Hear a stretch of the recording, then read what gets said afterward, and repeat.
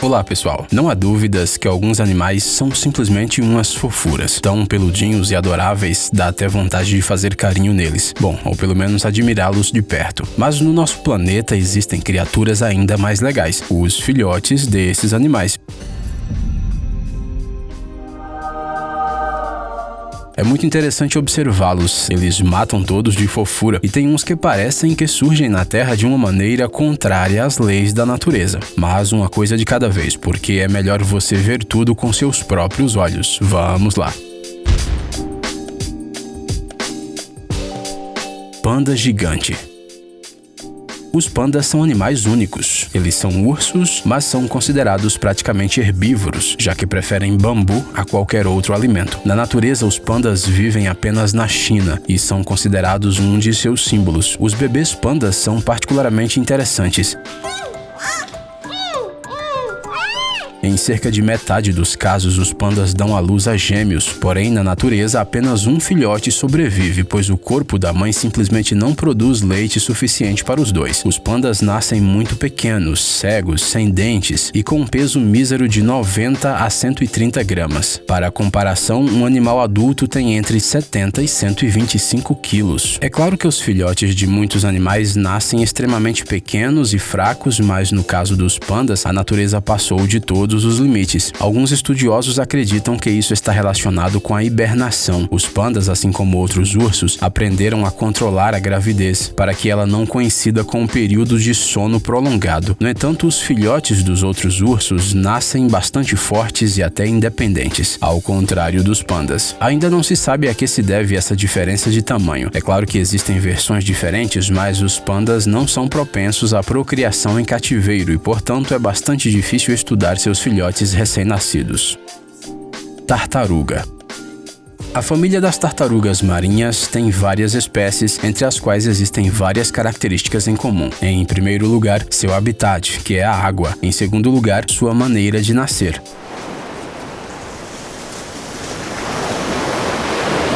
As fêmeas vão até a costa e põem seus ovos nas praias ou em outros ambientes arenosos. Normalmente isso ocorre à noite e longe da linha da maré. A maioria das fêmeas faz isso somente uma vez a cada 3 ou 4 anos. Sim, as tartarugas são muito conscientes com o processo de procriação. Em um ninho, geralmente são postos cerca de 100 ovos. O período de incubação pode durar até 2 meses. Quando ele termina, as pequenas tartarugas eclodem dos ovos e correm imediatamente para a água. Infelizmente, nem todas chegam lá. Alguns bebês morrem ao longo do caminho, afinal, são um prato cheio para os pássaros. Mas mesmo chegando no mar, as tartaruguinhas não estão totalmente seguras. Os cientistas estimam que, de cada 1000 filhotes, apenas meia dúzia sobrevive até a idade de reprodução e tem filhotes. Os culpados disso costumam ser os peixes predadores, mas a atividade humana também pode ser prejudicial. É o caso dos pescadores de caranguejo que trabalham nas costas, por exemplo. As tartarugas geralmente caem nas suas redes e morrem enroscadas.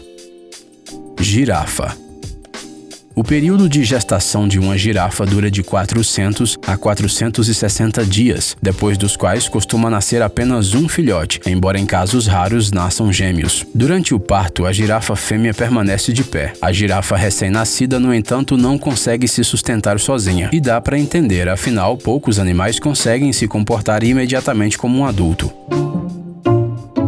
No entanto, como muitos animais de casco, as girafas crescem muito rapidamente. Algumas horas após o nascimento, o bebê não só consegue ficar de pé, como também pode correr. No entanto, durante as primeiras 3 semanas, o filhote passa a maior parte do tempo escondido. Durante esse período, o padrão de sua pele muda gradualmente e a girafa aprende a se camuflar. Nesse período, ela ainda se locomove com sua mãe, assim como com outras fêmeas e filhotes. Os machos adultos não têm quase nenhum papel na educação dos filhotes, embora sejam amigáveis com eles. Bicho preguiça.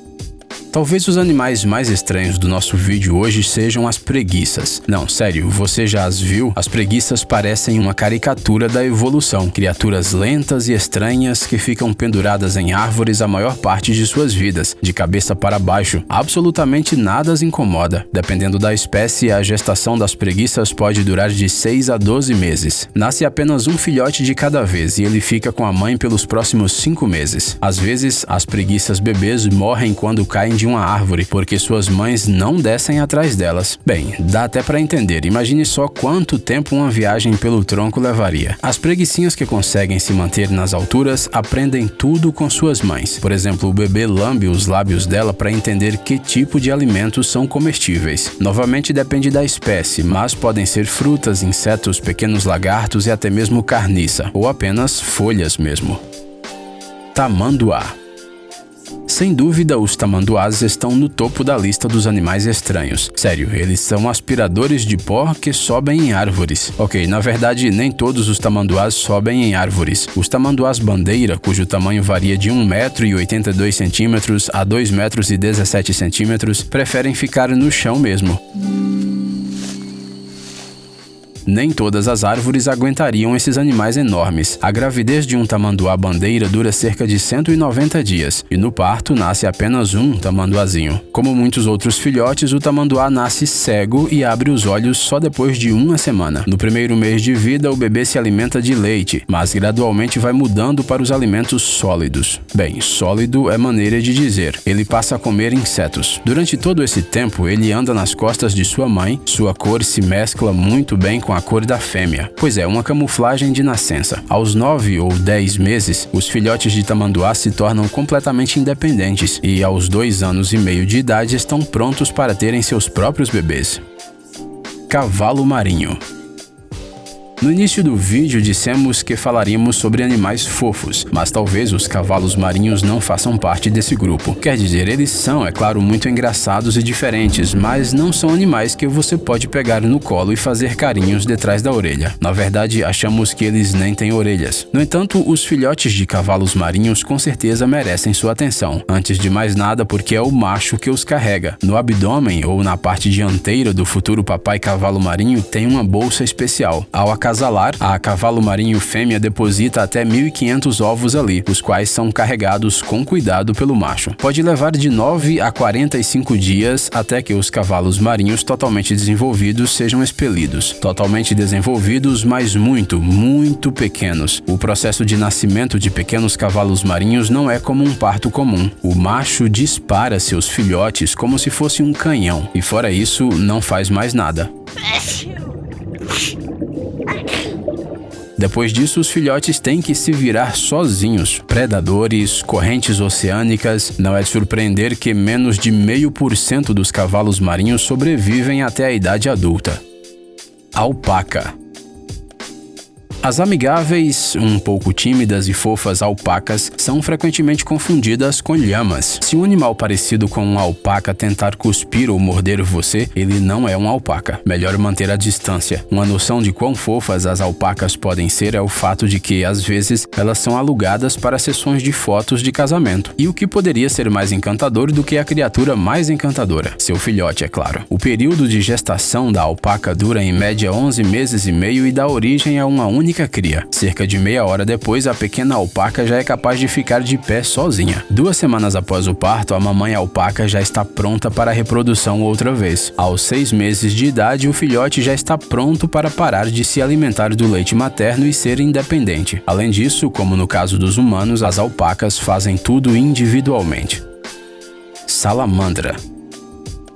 Se você gosta de ficção, a salamandra é o animal para você. Ela é um lagarto mítico que pode viver nas chamas. Bem, na realidade as coisas não são tão legais assim. As salamandras são anfíbios semelhantes aos lagartos. A maioria delas tem uma aparência bastante insignificante e é pouco provável que você preste atenção a uma salamandra se ela passar perto de você na grama. Ao contrário de muitos outros habitantes do nosso planeta, as salamandras podem ter filhotes tanto botando ovos quanto por viviparidade. Tudo depende da espécie do animal. E graças à tecnologia moderna, podemos acompanhar de perto todo o processo de formação de uma pequena salamandra. Toda aquela história de divisão celular que você provavelmente estudou na escola, mas já deve ter esquecido.